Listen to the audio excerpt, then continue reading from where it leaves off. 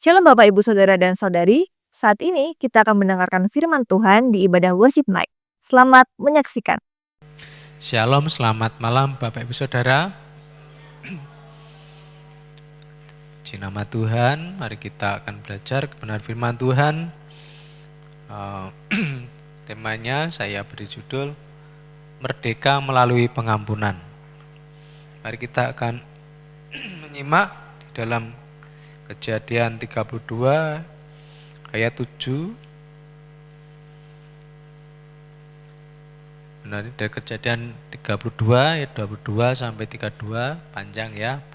Dan Kejadian 33 ayat 1 sampai 11. Namun kita hanya sebagian akan kita baca. Kita baca dulu. Kejadian 32 ayat 7 sampai 11. Lalu sangat takutlah Yakub dan merasa sesak hati. Maka dibaginyalah orang-orangnya yang bersama-sama dengan dia, kambing dombanya, lembu sapi dan untanya menjadi dua pasukan. Sebab pikirnya, jika Esau datang menyerang pasukan yang satu, sehingga terpukul kalah, maka pasukan yang tinggal akan terluput.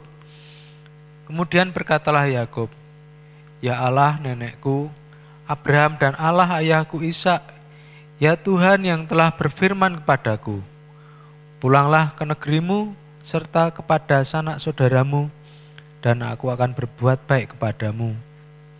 Sekali-kali aku tidak layak untuk menerima segala kasih dan kesetiaan yang engkau tunjukkan kepada hambamu ini. Sebab aku ini membawa hanya tongkatku ini waktu aku menyeberang sungai Yordan ini. Tetapi sekarang telah menjadi dua pasukan. Lepaskanlah kiranya aku dari tangan kakakku, dari tangan Esau, sebab aku takut kepadanya.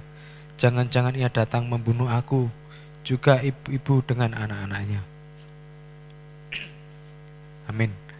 Nanti Bapak Ibu Saudara bisa membaca kisah ini ya, kisah ini adalah kisah yang tidak asing bagi kita semua. Kita pasti tahu ceritanya tentang kisah penggembaraan Yakub. Ya, di situ kita bisa melihat bahwa kehidupan Yakub ini panjang kali lebar dan banyak bisa kita pelajari ya. Karena segala tulisan yang diilhamkan Allah memang bermanfaat untuk mengajar, untuk menyatakan kesalahan, untuk memperbaiki kelakuan, ya, untuk mendidik orang dalam kebenaran.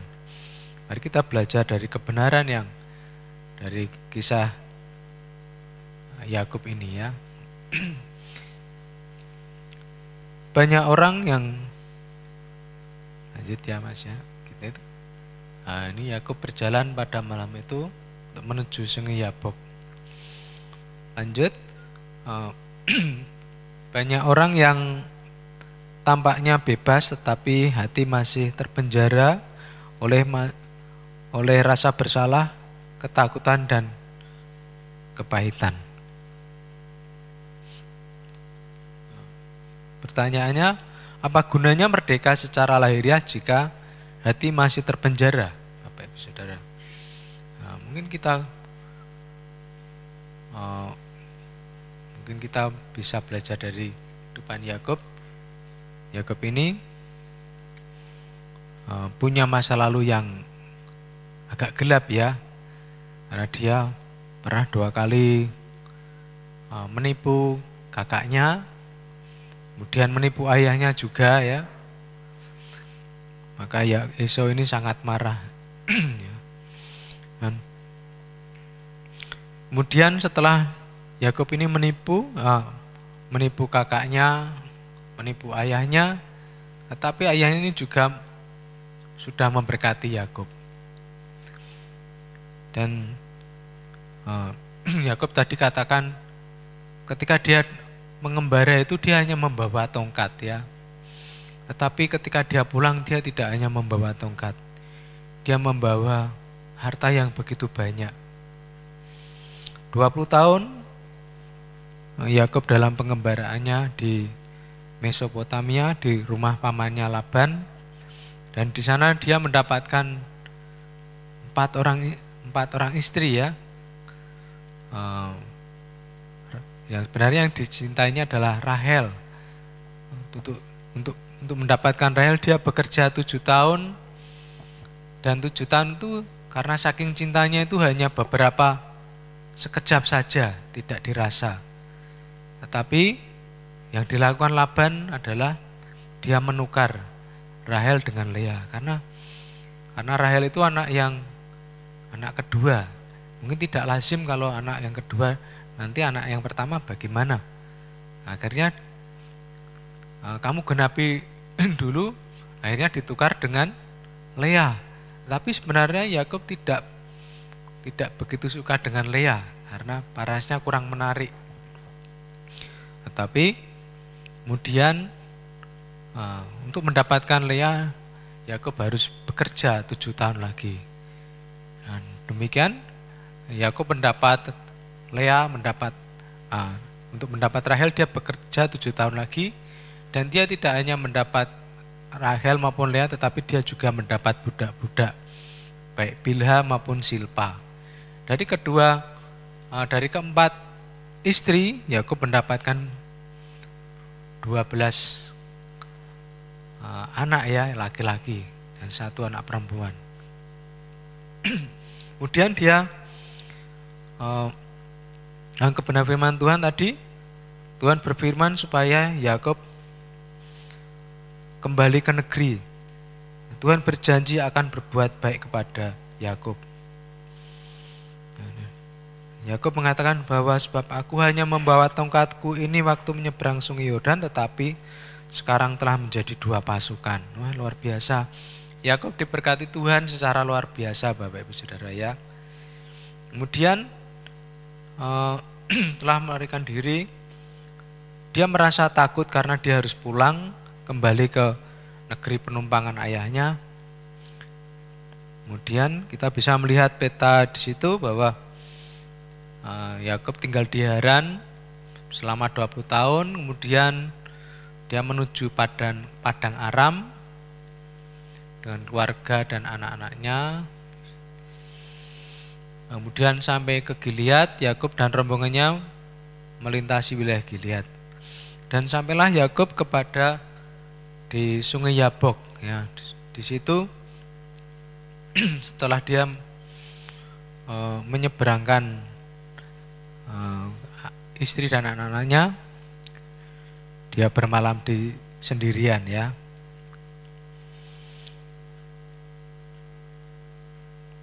Yakub di situ dikatakan dia sangat ketakutan ya, dan merasa sesak hatinya ya. Meskipun sudah 20 tahun itu bukan waktu yang sebentar ya. Mungkin orang bisa lupa dengan apa yang sudah terjadi, karena waktu itu bisa meredam segala situasinya, bisa teredam dengan berjalannya waktu, dengan lamanya waktu. Ya Bapak Ibu Saudara, yang pertama kita belajar di sini bahwa dosa itu membuat hati tidak merdeka. Ya, ada dosa dan rasa bersalah bisa mengikat hati ya. Kita lihat Yakub adalah diberkati secara luar biasa, dikatakan tadi dia hanya membawa tongkat, dan kemudian dia menjadi 2 pasukan, punya budak-budak, punya kambing domba, lembu, hartanya banyak. Tetapi dia tidak ada damai ya, dia merasa takut. Keluarganya besar ya, kaya ya, diberkati ya. Jadi Bapak Ibu Saudara, apa yang bisa kita pelajari dari sini adalah kita jangan menyimpan dosa, jangan menunda-nunda untuk meminta maaf, bereskan hubungan yang rusak ya. Selama kita masih diberi kesempatan untuk hidup, kalau ada ganjalan hati, mari kita bereskan secepat mungkin. Mungkin ada dengan teman, mungkin dengan sahabat atau dengan keluarga. Itu bisa menghalangi kita untuk kemerdekaan hati kita ya. Hati kita kalau kita melakukan kesalahan, kita menjadi merasa bersalah. Kalau kita sudah mengingkari janji kepada seseorang, itu membuat kita merasa bersalah ya. Kalau kita bertemu dengan orang tersebut, kita akan menjadi rasanya tidak enak ya. Seperti juga kalau kita sebuah ilustrasi ada sebuah ransel, kalau Bapak Ibu Saudara pernah naik gunung pasti membawa beban ya. Beban itu bisa tenda, bisa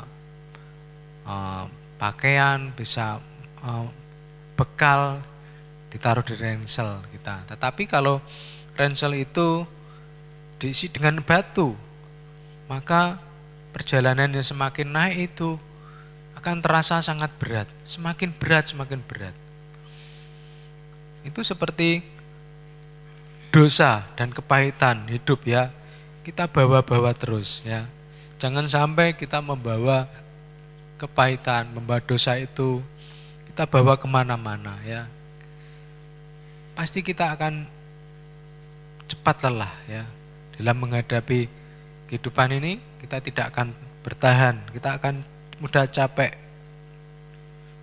Dan pengampunan adalah meletakkan tas itu, meletakkan dosa, meletakkan kepahitan itu di bawah kaki Tuhan sendiri. Yang kedua, Tuhan mengubah Yakub ya. Di Yabok, Tuhan mengubah Yakub sebelum mengubah situasi. Bapak Ibu Saudara bisa membaca di Kejadian 32, Yakub bergumul semalaman ya, setelah dia menyeberangkan anak istrinya, ternak-ternaknya, dia mengalami bergumul dengan Tuhan. Karena dia merasa pengen sendiri ya, karena dia menghadapi beban yang begitu berat itu, rasanya itu dia pengen sendiri. Dia pengen mencari solusi. Nah, disitulah dikatakan di dalam firman Tuhan, Yakub bergumul semalam dan sampai pagi ya, bahkan sampai menjelang pagi itu, dan Yakub tidak mau melepaskan malaikat Tuhan itu, sehingga Tuhan ingin malaikat itu memberkatinya. Kamu siapa? Aku Yakub, tetapi firman Tuhan, kamu tidak lagi Yakub tetapi Israel. Yakub yang dulunya dengan namanya dia adalah, ketika dia lahir dia memegang tumitnya Esau ya, mungkin dia memegang tumit sehingga dia dinamai Yakub. Tetapi sejak saya ikut sekolah minggu, nama Yakub itu adalah artinya penipu ya. Bahkan Esau mengatakan, memang pas namamu, benar, sudah 2 kali dia menipu aku. Ketika dia hak kesulunganku sudah dirampasnya, dan kemudian dia merampas berkat yang untuk aku. Memang kelakuan Bapak Yakub ini ketika masih muda dia kurang terpuji kehidupannya ya. Tetapi hidupnya ketika bertemu dengan Tuhan, hidupnya mengalami perubahan. Identitasnya sebagai seorang yang menipu, atau dia seorang yang cukup cerdik ya, tetapi kemudian Tuhan mengubah hidupnya menjadi Israel. Nah, Israel dia bergumul dengan Allah atau prajurit Allah. Nah, dan dia mengalami perubahan hidupnya ya. Bapak Ibu Saudara, seperti Yakub, kehidupan kita juga tidak sempurna. Kita pasti punya sisi-sisi yang kurang baik ya. Paulus mengatakan, di dalam diriku itu ada keinginan baik, tetapi bukan apa yang baik yang aku lakukan, justru apa yang tidak baik itu yang aku lakukan. Jadi kita semua punya benih yang baik, tetapi karena semua orang itu sudah dikuasai oleh dosa ya, maka kita punya benih juga untuk berbuat dosa. Tapi kita harus serahkan semuanya itu kepada kuasa Allah, kuasa Roh Kudus, sehingga hidup kita itu hanya memancarkan benih yang baik saja. Kita menekan segala hal yang tidak baik.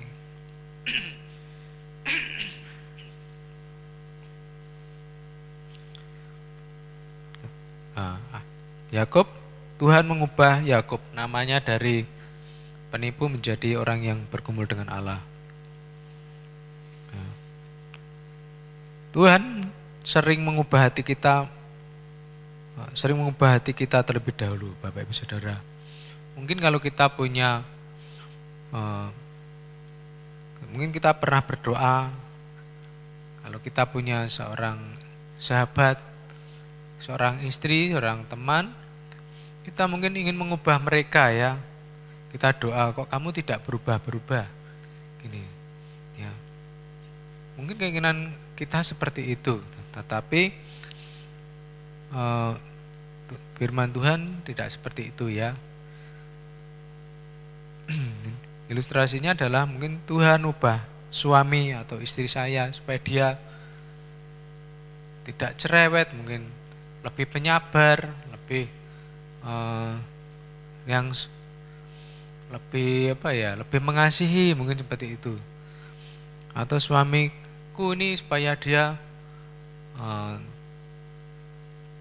lebih ganteng atau lebih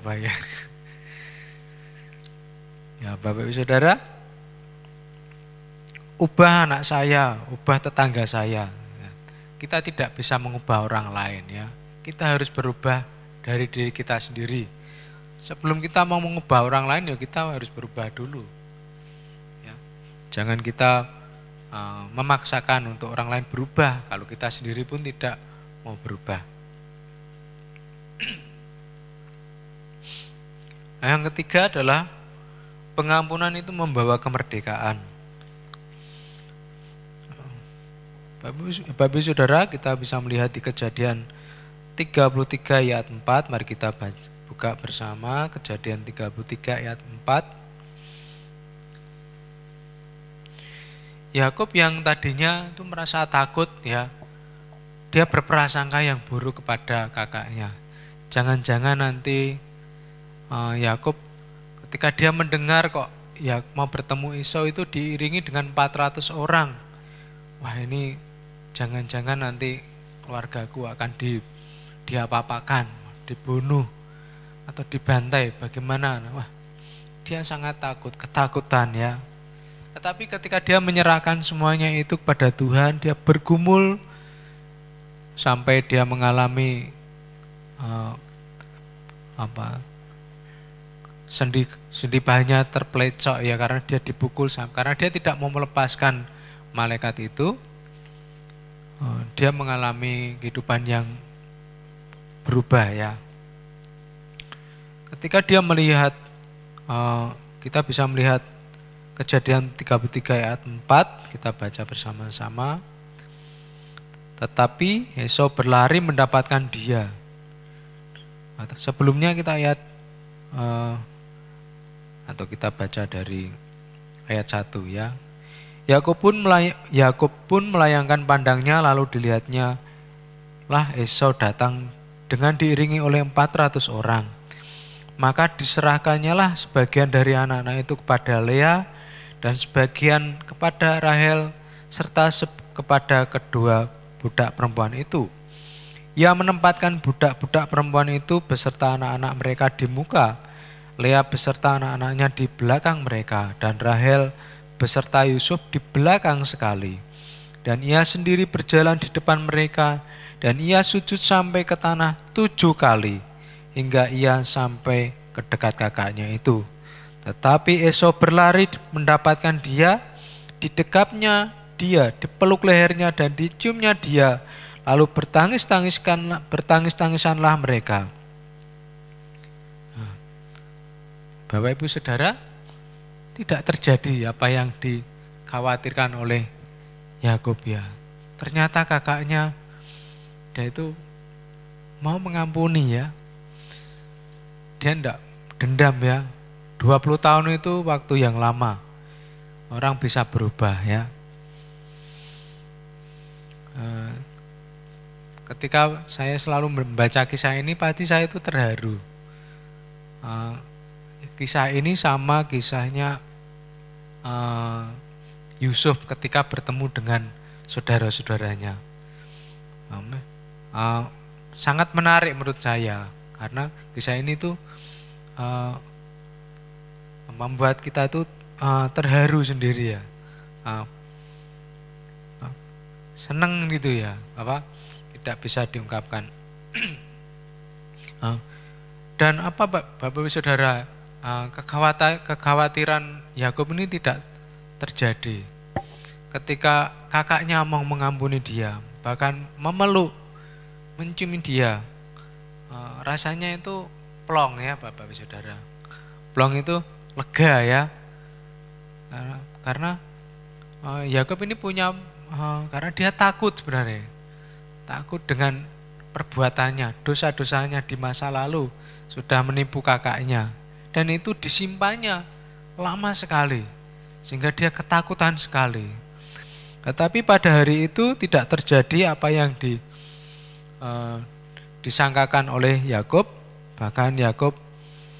Bahkan Esau ini mau memeluk dia, mendekapnya, mencium dia, dan mengampuni dia.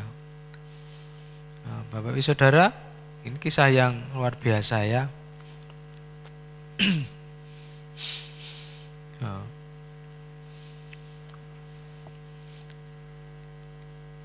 Lanjut ya. Ada seekor burung yang dalam sangkar ya, tetapi sangkar itu sudah terbuka, tetapi dia tidak mau terbang. Meskipun pintu sangkar sudah terbuka, tetapi burung tidak mau keluar ya, karena ketakutan. Banyak orang sudah menerima kasih Kristus tetapi belum hidup dalam kemerdekaannya. Ya, kita mungkin seperti burung itu, sudah menerima kasih karunia, tetapi kita masih ada belenggu-belenggu sehingga kita masih belum bebas ya Bapak Ibu Saudara. Aplikasinya adalah berdamai dengan Tuhan. Kalau kita ada suatu pergumulan ya, mari kita bergumul seperti Yakub, bawa masalah pergumulan kita kepada Tuhan. Kalau ada dosa, akui dosa itu, karena kita ini di hadapan Tuhan itu bukan siapa-siapa ya. Ketika kita mengakui dosa kita bahwa Dia adalah setia dan adil, sehingga Dia akan mengampuni segala dosa kita dan menyucikan kita dari segala kejahatan. Tuhan sudah berjanji itu kepada kita. Kalau saudara ada kesalahan kepada teman, kepada orang tua, ya mari kita berusaha minta maaf, berusaha mengampuni dan menjadi pembawa damai. Amin ya Bapak Ibu Saudara. Bagaimana kita bisa hidup merdeka, berdamai dengan Tuhan, kita mengakui dosa yang ada, mengampuni orang lain, mau meminta maaf, tidak memelihara dendam ya, dan menjadi seorang pembawa damai.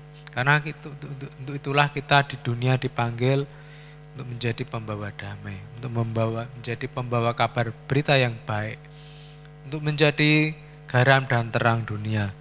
Dimanapun kita berada, baik di lingkungan kita, di tempat kuliah kita, di tempat pekerjaan kita, hidup kita menjadi garam dan terang dunia. Kemerdekaan sejati adalah kemerdekaan dalam Kristus. Merdeka dari dosa, dari rasa bersalah, dari rasa kebencian, dari ketakutan, kepahitan ya. Hilangkan itu dari hati kita ya. Hilangkan segala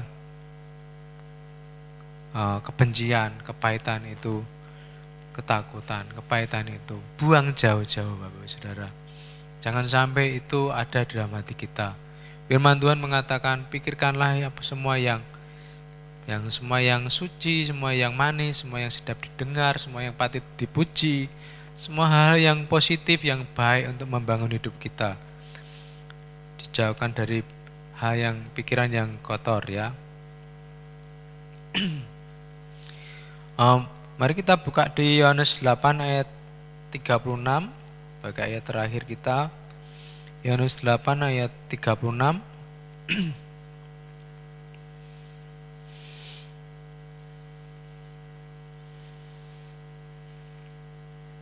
Jadi apabila anak itu memerdekakan kamu, kamu pun benar-benar merdeka.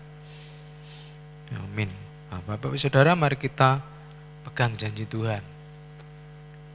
Kita sudah menerima mengiring Tuhan, dalam pengiringan kita pada Tuhan, kita sudah hidup baru ya. Mari kita berusaha untuk hidup baru. Kita bisa belajar ada 3 kebenaran. Dosa itu memperbudak hati, jangan simpan dosa. Tuhan mengubah hati melalui pergumulan, dan pengampunan membawa kemerdekaan. Amin, Bapak Ibu Saudara. Terima kasih jemaat Tuhan telah mendengarkan firman Tuhan di Worship Night hari ini. Biarlah firman Tuhan hari ini dapat menjadi berkat bagi kita semua. Sampai jumpa di Worship Night minggu depan. Tuhan Yesus memberkati.